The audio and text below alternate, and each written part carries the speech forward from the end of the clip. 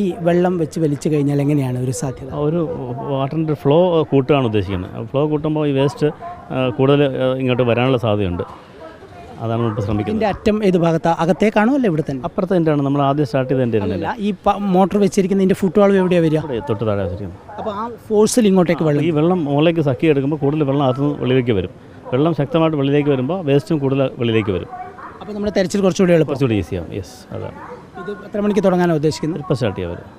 15 HP മോട്ടറാണ്, നല്ല ഫോഴ്സിലായിരിക്കും. ഇത് ആവശ്യമുണ്ടെങ്കിൽ ഒരു മോട്ടർ കൂടി അറേഞ്ച് ചെയ്യാനവർ പറയുന്നുണ്ട്. ഇതിൻ്റെ ഒരു സാധ്യത ഒരു സാധ്യത നോക്കിയിട്ട്.